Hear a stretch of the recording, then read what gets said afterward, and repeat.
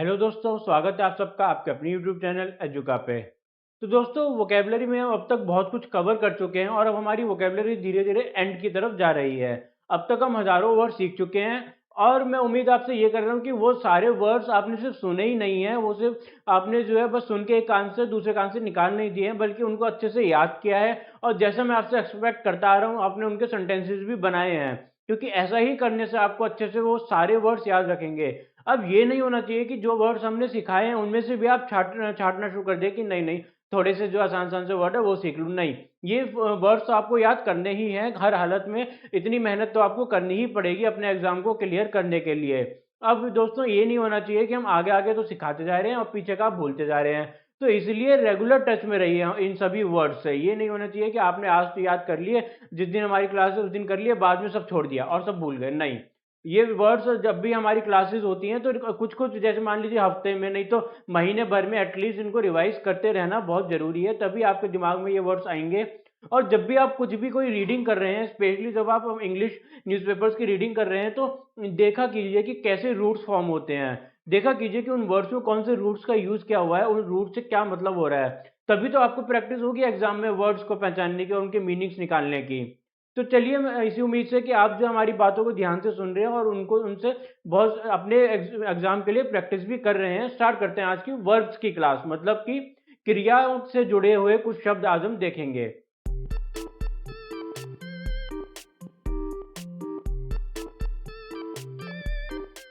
तो पहला वर्ड आया हमारा एनर्वेट।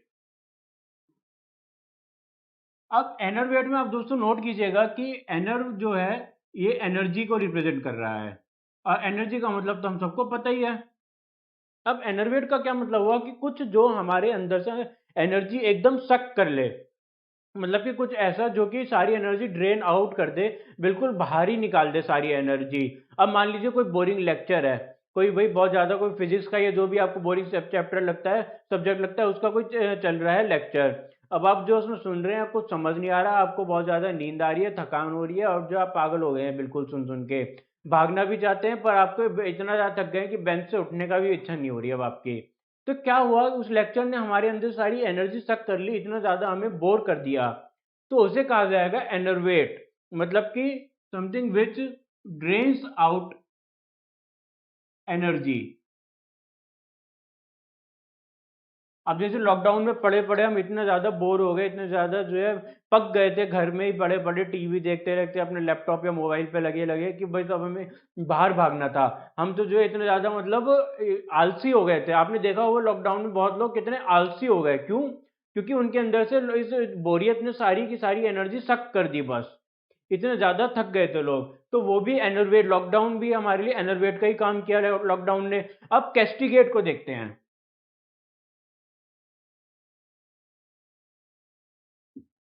कैस्टिगेट का दोस्तों मतलब होता है किसी को तबीयत से डांट देना। जैसे होता है कि कई बार टीचर, कोई स्टूडेंट जो गलती करते हैं जो और बार बार करे जा रहे हैं, बड़े बार बार करे जा रहे हैं गलती, तो टीचर को गुस्सा आता है और वो तबीयत से डांट देता है, उसको अच्छे से डांट देता है, कर क्या रहे हो, ये तुमको ये ठीक क्यों नहीं कर रहे हो। तो ऐसे तो इतना गुस्सा आता है उसको, इतनी आराम से नहीं, जैसे मैंने बताया अच्छे से डांट देना पकड़ के। तो उसे मारना पीटना नहीं, अगर आप मार पिटाई की बात करेंगे तो वो कैस्टिगेट नहीं है। कैस्टिगेट वर्बल स्कोल्डिंग है, बातों से ही डांटना उसको, उसे कहा जाएगा कैस्टिगेट। अच्छा, एक वर्ड होता है इंटीमेट। इंटीमेट का मतलब होता है कुछ हिंट दे देना। जैसे कि भाई आज तो जो है बॉस बहुत ज्यादा गुस्से में है, तो सारे एम्प्लॉयज क्या करेंगे, इंटीमेट कर देंगे दूसरे एम्प्लॉयज को। जैसे कोई नया एम्प्लॉय आया, लेट हो गया वो एम्प्लॉय जो है मान लीजिए, तो उसको पहले ही जो है हिंट दे दिया, उसको उसको पहले इंटीमेट कर दिया कि भाई, चेता दिया एक तरह से उसको पहले ही, भाई सावधानी से जाइए, आज बॉस के रूम में बहुत ज्यादा गुस्से में है, आज तो तेरी लगने वाली है, तेरी बहुत ज्यादा डांट पड़ेगी आज। तो उसे कहा जाएगा इंटीमेट करना, यानी कि हिंट दे देना। अब हमने जो एनर्वेट देखा था उसमें एनर्जी का जो हमने रूट देखा था, एनर्जी से हमें एक और वर्ड आ जाता है यार, सिनर्जी।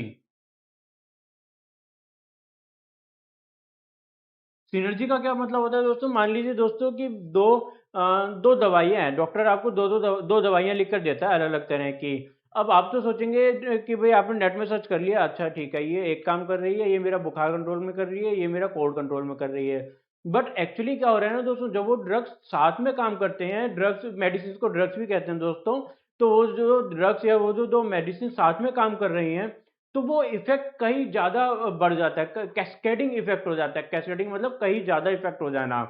तो इसलिए सिनर्जी को कहा जाता है व्हेन टू सब्सटेंसेस और people work together to produce abnormally high result।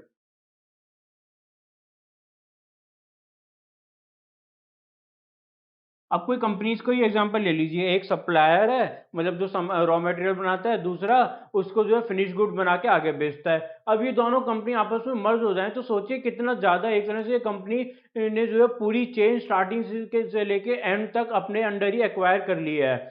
अब ये सब कुछ कर सकती है, इसको कोई सप्लाई की रॉ मटेरियल की शॉर्टेज नहीं पड़ेगी। इसे आगे ये नहीं देखना कि जो है भाई आगे डिमांड आएगी कि नहीं आएगी, मेरा रॉ मटेरियल खरीद के मैं मेरा बेकार ना चले जाए, नहीं कोई बात नहीं, स्टोर करके रख लो, थोड़ा सा आगे काम आ जाएगा, भाई सब अपना ही तो माल है, इधर क्या टेंशन है। तो एक तरह से इतना ज्यादा जब दो कंपनीज आपस में मर्ज होती हैं तो क्यों होती हैं? सिर्फ इसलिए नहीं कि उनका जो है प्रॉफिट जो है, मान लीजिए एक कंपनी 2000 करोड़ कमा रही है, दूसरी 3000 करोड़, तो टोटल प्रॉफिट 5000 करोड़ हो जाए, नहीं, वो कमाती है ताकि उनका 7-8 हजार करोड़ प्रॉफिट हो जाए कंबाइंड। तो इसे कहा जाता है सिनर्जी। सिनर्जी कंपनीज के लिए बहुत ज्यादा महत्वपूर्ण होता है दोस्तों, और हमारे लिए भी बहुत जरूरी है, क्योंकि सिनर्जी एक इंपॉर्टेंट वर्ड देखा गया है हमारे एग्जाम्स में। अच्छा, अब एक वर्ड देखते हैं, वेजिटेट।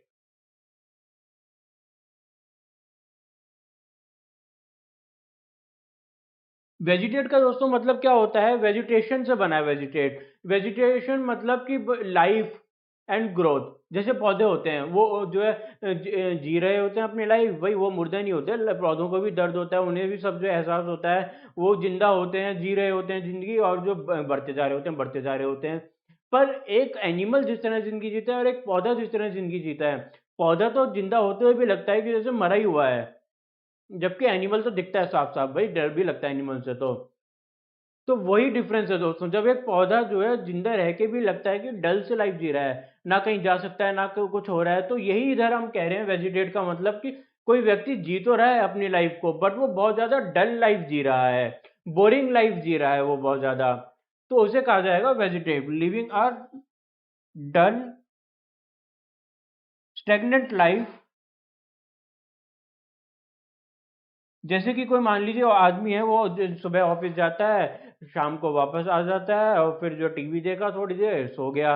अब यही उसका जीवन है भाई, थोड़ा कमाया, थोड़ा खर्च कर लिया, कहानी खत्म हो गई, ना कोई उसकी सेविंग हो रही है, ना उसकी जिंदगी में कोई ज्यादा खुशी है, बस एक रूटीन वर्क की तरह उसको निभाया जा रहा है, जिंदगी को बस जीने के लिए जी रहा है वो, उसमें कोई मकसद नहीं बचा उसकी जिंदगी का। तो ऐसी बोरिंग सी डल सी जिंदगी जो कि एकदम रुक सी गई है एक तरह से, वो जी तो रहा है पर वो जिंदगी में को खास मायने नहीं रहे, तो इसे ऐसी जिंदगी को वेजिटेट भी कहा जा सकता है। अच्छा, अब एक देखते हैं रिकैपिचुलेट वर्ड को।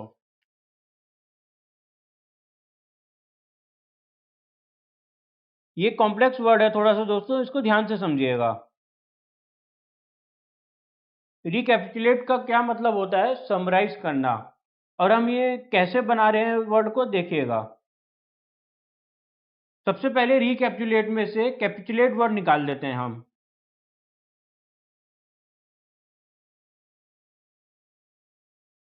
कैपिचुलेट का मतलब होता है, कैपिटुलेट का मतलब हो गया कि भाई हमारा बेसिकली सर।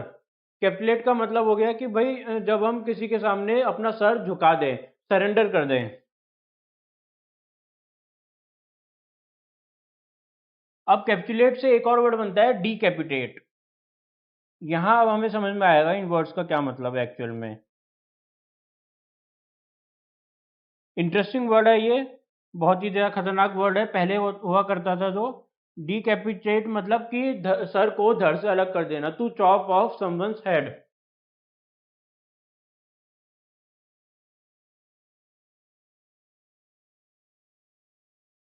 पहले जमाने में देखा जाता था ना कि जो भी जो है गद्दार होता था उसका सर धड़ से अलग कर दिया जाता था, तो उसे हम क्या कहेंगे? रिकैपिटेट। अब इसमें ध्यान देने की दोस्तों बात यह है कि जो ये कैपिटेट वर्ड है ना, ये सर को रिप्रेजेंट कर रहा है। तो जब हमने सर को अलग कर दिया तो डीकैपिटेट कर दिया। अब जब सर की बात करी हमने तो कैपिटुलेट में क्या मतलब है, सर झुकाना। और जब हम किसी के आगे सर झुकाते हैं तो उसके सामने सरेंडर कर देते हैं हम। अब एक रिकैपिटुलेट का मतलब क्या हुआ कि भाई मान लीजिए एक बहुत बड़ी रिपोर्ट है, रिसर्च रिपोर्ट वगैरह है या फिर कोई नॉवल या कोई बुक है, उसके हेड्स पढ़ दीजिए, बस आप हेड्स को लिख दीजिए उसके। तो क्या हो गया, हेड्स मतलब हेडिंग्स को लिख दीजिए, तो एक समरी निकल के आ जाएगी। तो वहीं से बना है हमारा रिकैपिटुलेट कि बस आपने जो नॉवल या रिसर्च रिपोर्ट वगैरह थी उसकी हेड्स को लिख के आपने जो है उसकी एक समरी बना दी है। तो इसलिए उसे कहा जाएगा रिकैपिटुलेट। अब एक वर्ड होता है एलिविएट।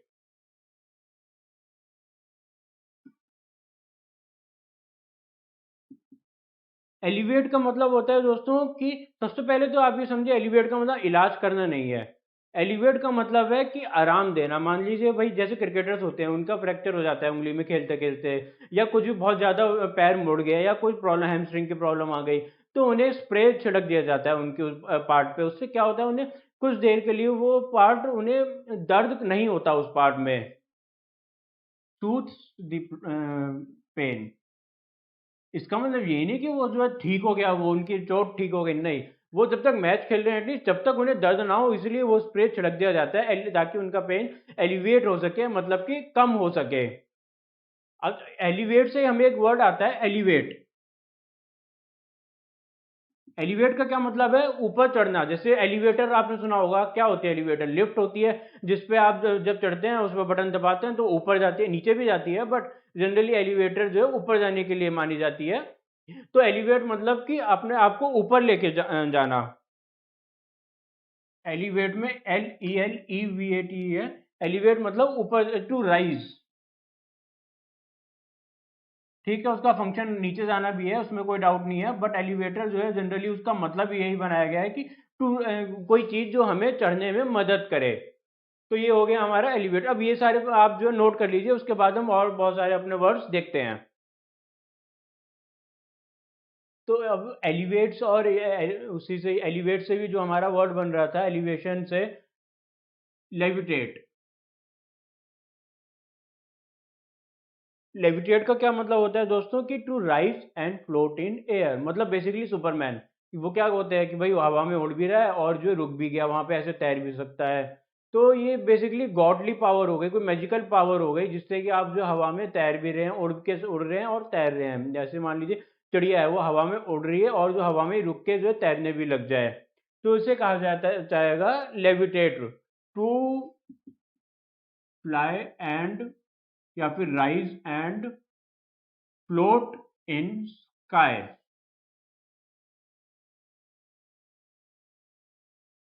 तो उसे कहा जाता है लेविटेट। अब एक वर्ड होता है levity. Joking in a serious situation, मतलब कि गलत जगह पे हंसना जहां आपको नहीं हंसना चाहिए था, बहुत सीरियस सिचुएशन। जैसे फ्यूनरल, मान लीजिए कोई फ्यूनरल है, तो उधर क्या है कि भाई आपको हंसना थोड़ा ना होता है, उधर सबको दुखी होना होता है, सबको उदास होना होता है, सीरियस होना होता है। उधर अगर आप कोई जोक छोड़ दें, अपना जोक मार दें किसी को या हंस पड़े, तो बहुत ही गलत बात जाएगी सबके मन में आपके लिए। तो उसको कहा जाता है लेविटी, कि जहां आपको जो है एकदम सीरियस रहना चाहिए। सीरियस बात हो रही है, मान लीजिए कोई बहुत ज्यादा कंपनी की सीरियस बोर्ड मीटिंग हो रही है जिसमें सीईओ वगैरह सब आए हुए हैं, उधर आप जो अपना जोक मारने शुरू कर दें, तो सबको कितना बुरा लगेगा, कैसा आदमी है ये, इसे निकालो, सबसे पहले तो इसे कंपनी से निकालो, यही कंपनी बर्बाद कर रहा है। तो ऐसे सिचुएशंस को कहा जाता है लेविटी, जब आप गलत जगह पे अपने जोक मारने शुरू कर दें। अच्छा, अब एक वर्ड होता है सेल्फ एब्निगेट।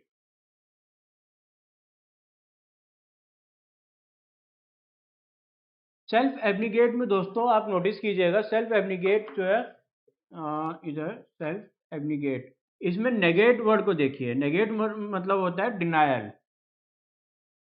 अब आप समझ गए होंगे सेल्फ एब्निगेट का मतलब कि खुद को ही डिनाई करना। तो पहले उसको रुक जाइए, पहले नेगेट वर्ड को ही देखते हैं। डिनायर, मान लीजिए आपने कोई झूठ बोल दिया है, अब आप उसको मान ही नहीं रहे, नहीं मैंने तो नहीं किया, ये हो कैसे गया, पकड़ो किसने कर दिया ये, मैंने, मेरे को नहीं मालूम कैसे हो गया ये। मतलब आप किसी चीज के डिनाई में, आप उसको मना करे जा रहे हैं, तो उसे कहा जाता है नेगेट। अब सेल्फ एब्निगेट क्या हो गया कि आप खुद को ही किसी चीज से डिप्राइव कर रहे हैं। जैसे कि गरीब परिवारों में होता है कि भाई कई बार परिवार के पास इतना खाना नहीं होता कि सबको जो है मिल पाए भरपेट, तो मदर क्या करती है कि सबको जो है खाना दे दिया, उसके बाद जो बचा, अगर बचा तो उसमें से फिर खुद खाना खाती हैं। तो मदर के लिए वो एक तरह से सेल्फ डिप्राइव कर रही है, मदर खुद को दूसरों के लिए एक तरह से अपना सेक्रीफाइस दे रही है, तो उसे कहा जाता है सेल्फ एब्निगेट, सेल्फ डेप्रीवेशन। ठीक। अब एक वर्ड होता है कमिजरेट।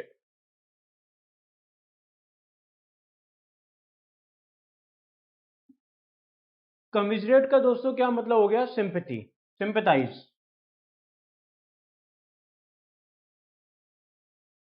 बेसिकली आप नोट कीजिएगा कि कम और सिम दोनों का मतलब टुगेदर ही है। सिंपैथाइज मतलब कि जब आप ना सिर्फ किसी बंदे को सांत्वना दे रहे हैं, बल्कि आप उसके दर्द को इतनी अच्छे से समझते हैं कि जैसे आपके साथ ही वो पास्ट में हो चुका है, आप भी उस घटना से गुजर चुके हैं या आपके सामने आपने देखा है उस घटना से दूसरों को गुजरते हुए, तो इसीलिए आप समझ पा रहे हैं उसके दर्द को, और इसीलिए आप अच्छे से उसको सांत्वना दे पा रहे हैं उसके दर्द को समझते हुए। तो उसे कमिजरेट कहा जाता है, सिंपैथाइज करने को, ऐसे सिंपैथाइज करने को कहा जाता है कमिजरेट। तो ये हो गया हमारा कमिजरेट। अब एक और वर्ड देखते हैं हम, डिससेम्बलेंस।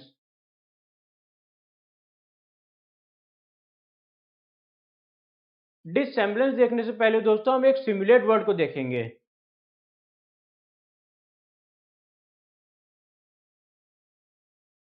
फिर वहां से हम डिससेम्बलेंस की तरफ जाएंगे।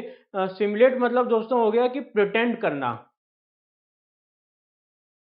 भाई जैसे क्या होता है कि कोई आप मान लीजिए कोई पायलट है, उसे एरोप्लेन उड़ाना है, तो पहले वो सिमुलेशन में प्रैक्टिस करेगा, मतलब कि एक्चुअल में एरोप्लेन ना उड़ाने की जगह उसे ऐसा लगेगा कि वो एरोप्लेन उड़ा रहा है, ताकि लोगों की जिंदगी के साथ वो ना खेले, तो उसे प्रैक्टिस कराई जाती है ऐसे। अब जैसे आर्मी में लोग होते हैं, पहले डायरेक्ट उन्हें वॉर पे नहीं भेज दिया जाता है ना, या बॉर्डर पे, उन्हें पहले प्रैक्टिस कराई जाती है कि दुश्मन के पुतले लगा करके आप जो है इन पे पहले प्रैक्टिस कीजिए, इन्हें गोली मारने की प्रैक्टिस कीजिए, तब आपको बॉर्डर पे भेजा जाएगा। तो ये प्रिटेंड कर रहे हैं वो सैनिक कि जैसे वो जो एक्चुअल वॉर में है, पायलट प्रिटेंड कर रहा है कि जैसे वो एक्चुअल में एरोप्लेन को उड़ा रहा है, तो उस सिचुएशन को कहा जाता है सिमुलेट करना। अब एक होता है डिसिमुलेट करना।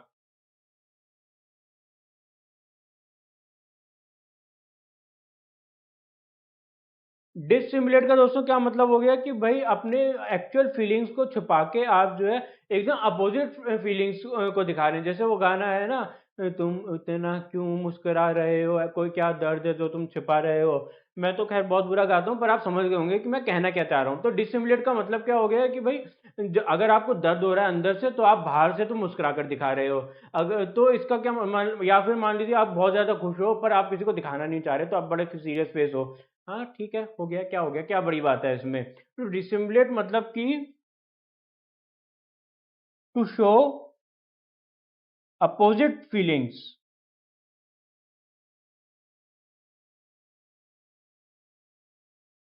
To hide real one.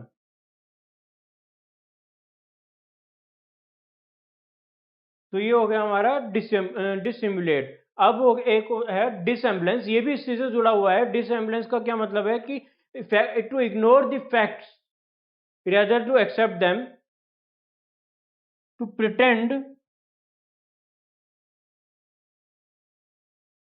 to ignore the facts। जैसा हमने ये वर्ड सीखा था ना, नेगेट, डिनायल कर देना, तो इधर भी आप जो डिनाई कर रहे हैं जानबूझ के, जैसे मैंने आपको एग्जांपल दिया था कि भाई आपने झूठ बोल दिया, अब आप जो है इग्नोर कर जा रहे हैं, नहीं पता नहीं कैसे हो गया, मुझे तो मालूम ही नहीं है, बस मुझे तो मालूम ही नहीं है कैसे हो गया। तो आप क्या कर रहे हैं, आप डिसेम्बलेंस कर रहे हैं। नेगेट तो आप कर ही रहे हैं उसको, पर आप डिसेम्बलेंस भी कर रहे हैं कि आपने कह दिया कि मुझे तो मालूम ही नहीं है कैसे हो गया, मतलब आपने फैक्ट्स को इग्नोर कर दिया, नहीं ऐसा तो हो ही नहीं सकता है।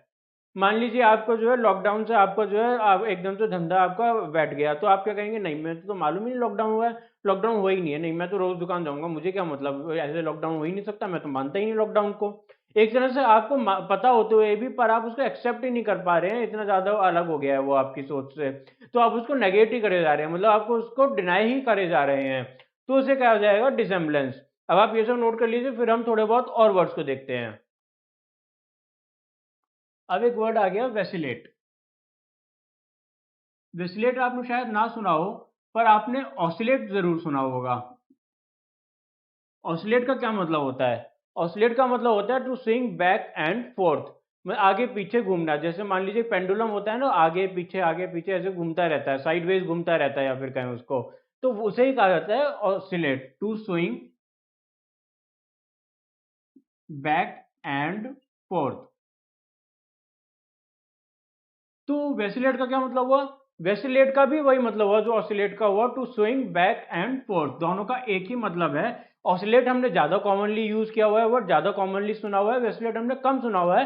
पर अब आप इसको भी सुन लीजिए, एग्जाम में ऑसिलेट की जगह कई बार वेसिलेट आ सकता है, तो आप समझ जाइएगा अब कि वेसिलेट मतलब भी ऑसिलेट ही है। अब एक लास्ट वर्ड देखते हैं हम, एम्बीवेलेंट। एम्बीवेलेंट का मतलब क्या होता है दोस्तों, कि लोग बहुत ज़्यादा कंफ्यूज रहते हैं। कई लोग होते हैं कि ये करूं मैं, वो करूं मैं, पता नहीं क्या करूं मैं, समझ नहीं आ रहा है मुझे। तो एम्बीवेलेंट उनका मतलब होता है जो कंफ्यूज लोग। पहले भी हमने एम्बी वर्ड सुना था। एम्बी का मतलब होता है बोथ साइड्स, मतलब वो लोग जो दोनों तरफ जो है सोचते रहते हैं, इधर जाऊं मैं, उधर जाऊं मैं, क्या करूं मैं, मुझे समझ नहीं आ रहा। मतलब एक तरह से दिमाग में दोनों सोच चल रही है, ये सही है मेरे लिए या वो सही है। तो उसे कहा जाता है एम्बीवेलेंट, टू थिंक बोथ वेज।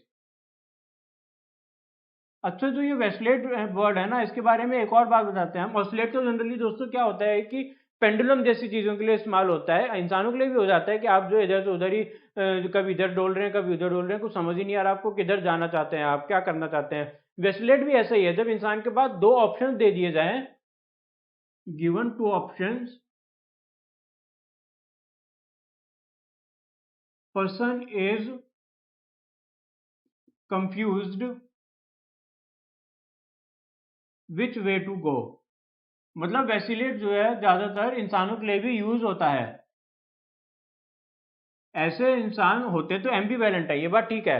जो इधर से उधर दोनों ऑप्शंस के बीच में झूलते रहते हैं, ऐसे इंसानों को हम एम्बीवेलेंट कहते हैं।